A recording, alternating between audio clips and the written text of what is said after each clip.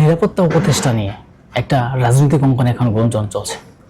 কেনই বা নির্বাচনের আগে সেই ভারতে যেতে হবে বা কি এমন প্রয়োজন? আপনি জানেন যে অনেকেই বলছেন ডক্টর মোহাম্মদ ইউনূস উপরে উপরে যেটাই বলুক, আসলে ভারতের সাথে গোপনে হাত মিলাচ্ছে কিনা বা ভারতকে দেখে ভয় পাচ্ছে কিনা বা এই উপদেষ্টারা কিন্তু ভারতকে দেখে ভয় পাচ্ছে কিনা বা বিভিন্ন কিছুই মানুষের মনের মধ্যে এখন আসছে।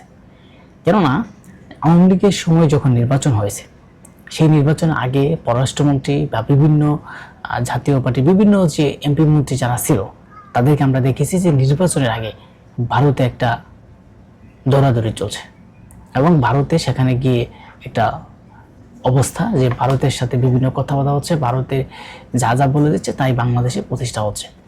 কিন্তু আমরা জানি যে 5 আগস্টের পরে যখন শেখ হাসিনা চলে গেল তখন সেই ভারতের সাথে বাংলাদেশের একটা সম্পর্ক টানাপোড়া চলছে রাজনীতিক অঙ্গনে এবং তার একটা কথাই বলেছে যে ভারতের রাজনীতি আর বাংলাদেশে প্রতিষ্ঠা হবে না এবং ভারত যেটা বলবে সেটা বাংলাদেশের মানুষ মানবে না।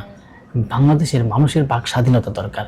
এতদিন তো পরাধীন আছিল একটা ভারতের উপর মানুষ, সেখানে ভারতেরা যেটা বলতো সেটাই কিন্তু বাংলাদেশে কায়েম করা হতো বা বাংলাদেশে প্রতিষ্ঠা করা হতো। কিন্তু দেখেন এখন কেন এই নিরাপত্তা উপদেষ্টা গেছে, এটি নিয়ে কিন্তু মানুষ এখন বিভিন্নভাবে বিভিন্ন কথা নিচ্ছে।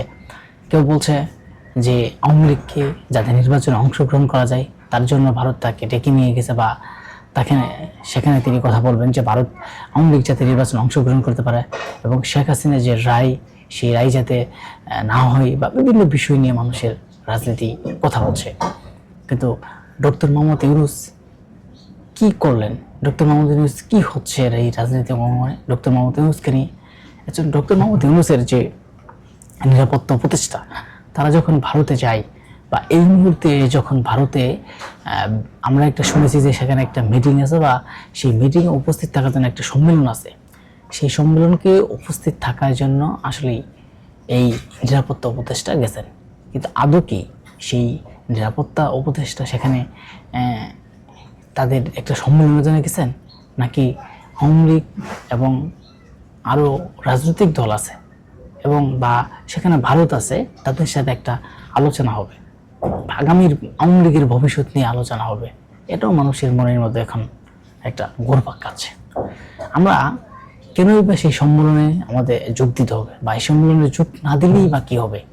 আপনি দেখেন যেই নির্বাচনের আগে আমরা বাংলাদেশে একটা দৌড়ঝাঁপ দেখি সবসময় যে আওয়ামী লীগ যতদিন নির্বাচন করেছে ততদিনই আমরা সেই যে সে সময় যে যারা এমপি মন্ত্রী ছিল তারা সবসময় সেই ভারতের কাছে যেত, ভারতের কাছে একটা পড়াশোনা করে আইসা বাংলাদেশে সেটা কায়েম করতো। কিন্তু এখনের রাজনীতি তো এটা হবে না, এখনের রাজনীতি তো এটা মানে না। বাংলাদেশের রাজনীতি, এই ভারতের রাজনীতি বাংলাদেশ মানুষ মানবে না।